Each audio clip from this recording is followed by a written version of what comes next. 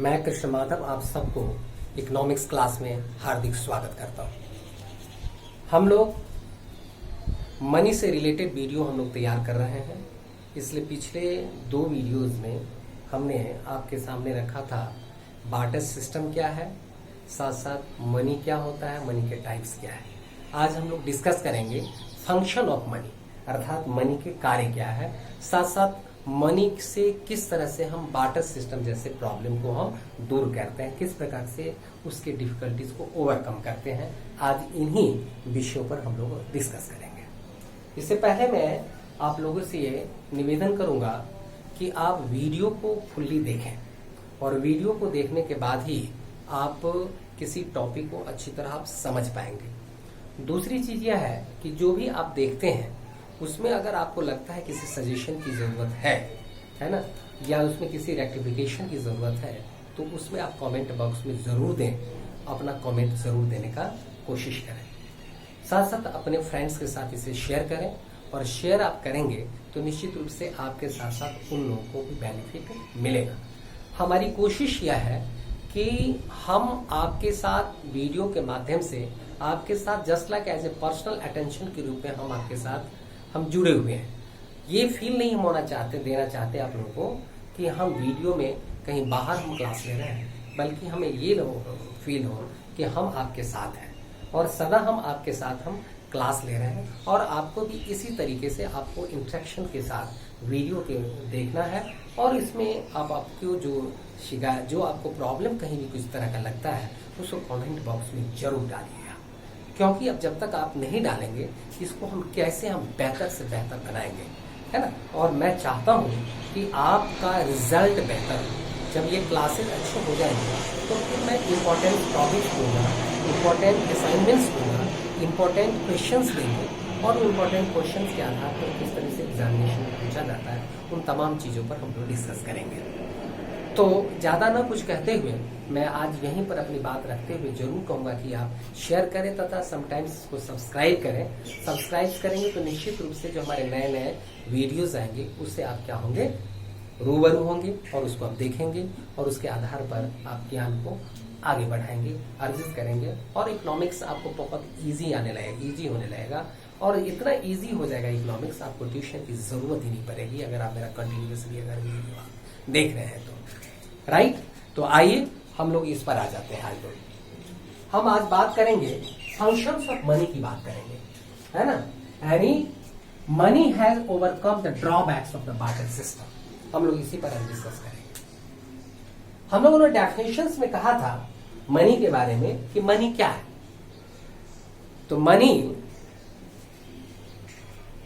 के बारे में हमने कहा था money is the legal thing, money is the anything which can be acceptable by all the people for medium the exchange, है ना। अरे हमने एक्सचेंज के लिए यानी वस्तुओं के विनिमय के लिए जब हम किसी वस्तु का प्रयोग करते हैं और उसे सभी सामान्य जन जिसको स्वीकार कर ले उसको हम क्या बोलते हैं, मनी। उसी को कहते हैं मुद्रा, राइट ना। तो ये हमारा मुद्रा का एक परिभाषा के रूप में हमने ये पढ़ा था कि money is the legal thing which is accepted by all the people for exchanging the goods and services. आज उसी से रिलेटेड हम मनी के फंक्शंस पर हम लोग बात करेंगे।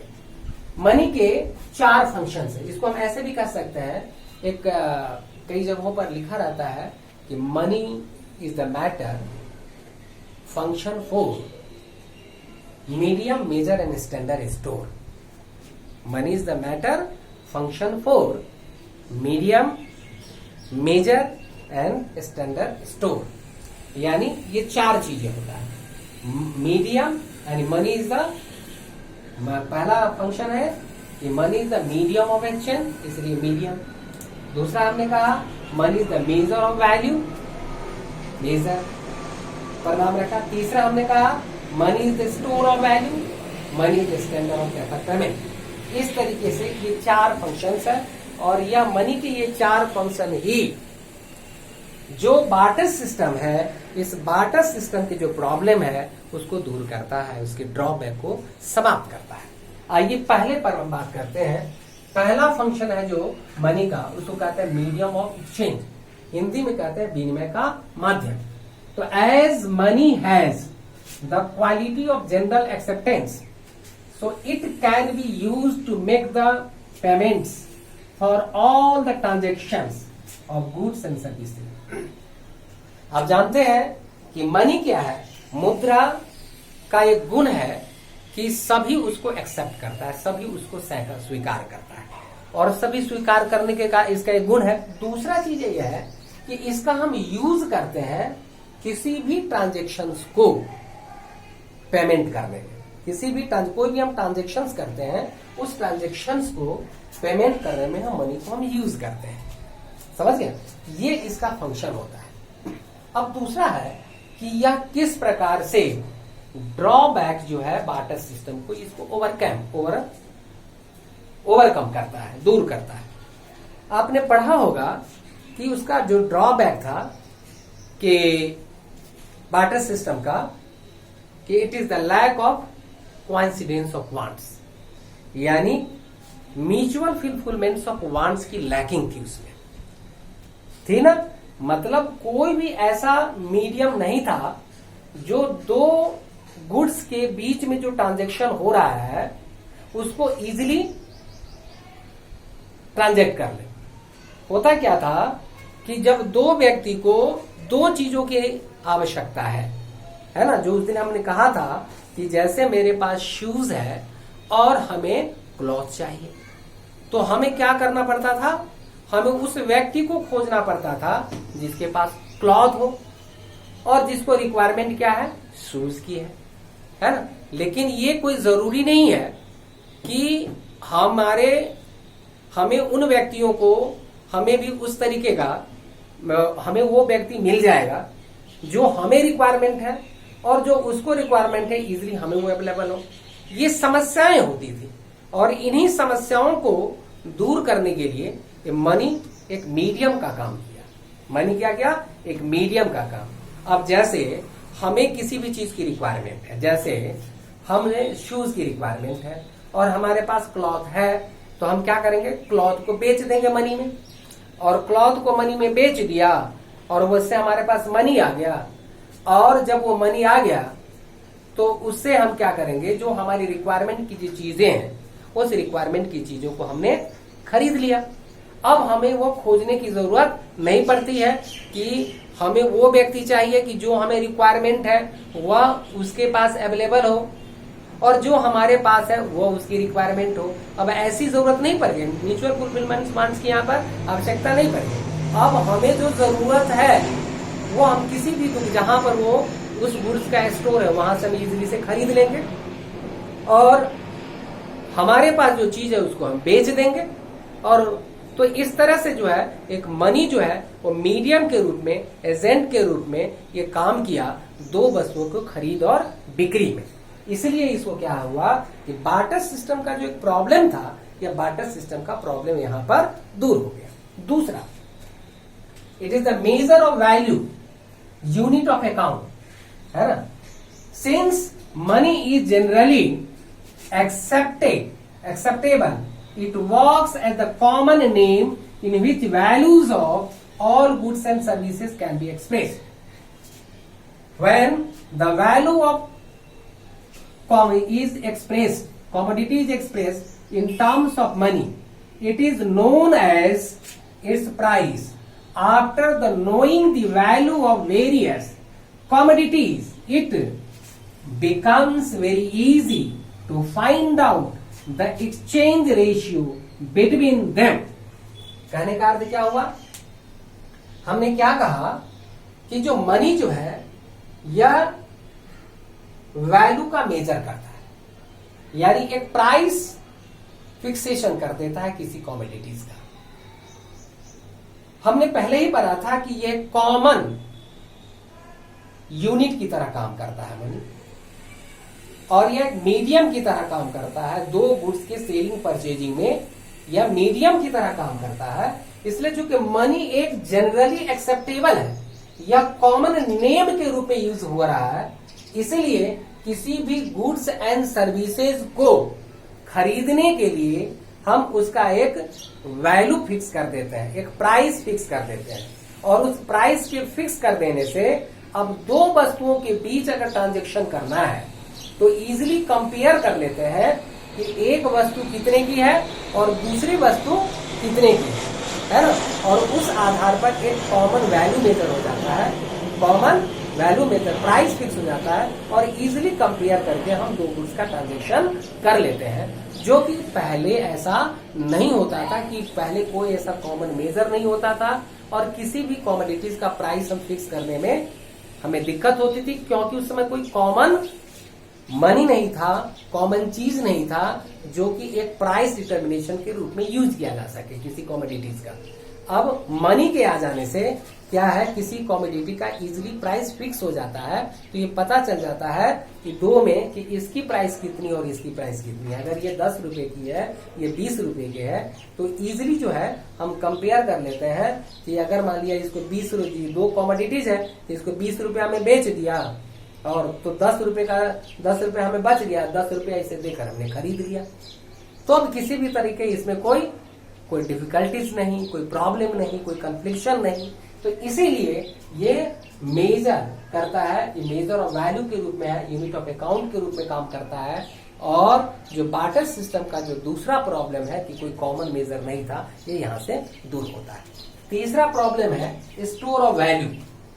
उस समय आपने देखा होता कि ये मनी हमारा स्टोर ऑफ वैल्यू के काम में करता है, लेकिन बार्टर सिस्टम में आपने ये देखा था कि किसी भी वेल्थ को लॉन्ग टर्म तक स्टोर हम नहीं कर सकते थे, क्योंकि लॉन्ग टर्म तक स्टोर करने का कारण था, अगर किया जाता था तो उसमें डिस्ट्रक्शन हो जाता था, उसमें कमियां आ जाती थी, उसकी फेस वैल्यू में चेंजिंग आ जाती थी, लोग उसे लेने से स्वीकार नहीं करते थे, है ना, आपस में कन्फ्लिक्शन हो जाया करता था, है ना। कि जैसे मान लिया कि किसी से हमने गाय खरीदा, गाय हमने उधार पर ले लिया मान लिया, और उससे 10 उसकी जो फेस वैल्यू थी उस समय, और 10 साल में उसको हमें रिटर्न करना था, तो वही गाय अगर 10 साल में देंगे तो उसकी फेस वैल्यू काफी चेंज हो जाएगी। तो वह चाहे तो एक्सेप्ट करे या नहीं एक्सेप्ट करता था, इसको लेकर कन्फ्लिक्शन हो जाता था, है ना। तो कहने का तो लॉन्ग टर्म स्टोर, उसी तरीके से अगर अनाज है ना, गेहूं है, उसको लॉन्ग टर्म तक अगर हमें स्टोर कर लेते उसमें कीड़े लग सकते थे, डिस्ट्रॉय हो सकता था, है ना। तो ये जो प्रॉब्लम्स था बार्टर सिस्टम में, ये प्रॉब्लम इससे दूर हो गया, क्योंकि आज आप जानते हैं कि जितने भी लोग हैं हम सब के कोई ना कोई पर्सनल अकाउंट होता है, और बैंक में पर्सनल अकाउंट होता है। उस बैंक में हम सब क्या करते हैं, पैसा रखते हैं, पैसा रखकर उसमें जमा करते हैं, और जमा इसलिए उसका फॉर फ्यूचर यूज होगा। बैंक भी उसको क्या करता है, फ्यूचर यूज के लिए इन्वेस्टमेंट कर देता है, इन्वेस्टमेंट करके एक से अधिक काम करता है। तो इस प्रकार से हमने ये देखा कि मनी जो है वह स्टोर ऑफ वैल्यू के रूप में काम करता है, उसकी फेस वैल्यू में कोई चेंजेस नहीं आती है, राइट ना। तो today most of you have the personal bank account which is the way to store the wealth for future, जो लंबे समय तक इसको क्या किया जा सकता है, स्टोर किया जा सकता है, रखा जा सकता है और रखा जाता है ना। आजकल देखते होंगे कि सब के सब वर्षों जो है बैंक में अकाउंट में पैसा रख दिया जाता है, और जब चाहे उस क्वालिटी का, उस तरह का, जब भी उस पैसा को लेना चाहे वो ले सकता है ना। तो इसमें किसी भी तरह की डिस्ट्रक्शन और डिस्ट्रॉय नहीं होता है। तो ये हमारा काम भी है, और तीसरी चीज जो उसकी ड्रॉबैक है वो भी इससे दूर होता है। चौथी चीज अगर हम यहाँ देखते हैं कि स्टैंडर्ड ऑफ डेफर्ड पेमेंट की बात करते हैं, मनी जो है यह फ्यूचर पेमेंट, जो भविष्य में जो भुगतान है ना, उसका काम करता है। आज आप देख ही रहे हैं कि credit transactions become the life cells of present economic system, है कि नहीं। क्रेडिट जो है हमारे लाइफ का एक सेल बन गया। आज के इकोनॉमिक सिस्टम में उधार लेना और उधार देना, यह क्या हो गया, एक सिस्टम बन गया, इकोनॉमिक सिस्टम एक लाइफ सेल बन गया है। बगैर उधार से हम देखते हैं कि कोई काम ही नहीं आज हो रहा है। अगर हमें एक मकान भी खरीदना होता है तो हम क्या करते हैं कि मकान खरीदना होता है तो बैंक के जरिए या किसी, तो हम क्या करते हैं, बैंक से हम पैसा हम ले लेते हैं, मकान हम खरीद लेते हैं, और उस बैंक को हम क्या करते हैं, ईएमआई के जरिए हम फ्यूचर तक उसका पेमेंट हम करते रहते हैं, है ना, लॉन्ग टर्म तक उसको पेमेंट करते रहते हैं। करते हैं कि नहीं करते हैं? जो कि ये बार्टर सिस्टम, ये सिस्टम नहीं था, फ्यूचर में लगातार पेमेंट किया नहीं जा सकता था, है ना। दूसरी चीजें आपने ये भी देखा होगा कि जब हम कोई टेलीविजन खरीदते हैं, मोबाइल खरीदते हैं, ये जो चीज भी खरीदते हैं, तो आज हम क्या करते हैं, ईएमआई पर मोबाइल खरीद लेते हैं ना। तो उसका मतलब हमने मोबाइल खरीद के ले आया और इंस्टॉलमेंट तो उसको हम पैसे फ्यूचर में हम देते रह जाते हैं, है ना। तो ये जो सिस्टम आया है, इस सिस्टम से जो है हमारे लाइफ में एक बड़ा ही क्या कहते हैं, क्रांतिकारी परिवर्तन आया है मनी के आ जाने से।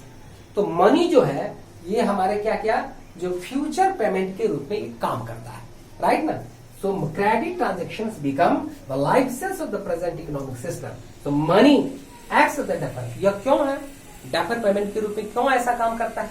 उसका ये कारण है कि value of money remains more constant. जो मनी की जो वैल्यू है वो उसका, हमने कहा कि मनी डेफर पेमेंट के रूप में क्यों काम करता है। मनी जो है डेफर पेमेंट के रूप में काम करने के पीछे ये 3 रीजन है, 3 कारण। इसके 3 हम कह सकते हैं क्वालिटीज है इसमें, मनी में।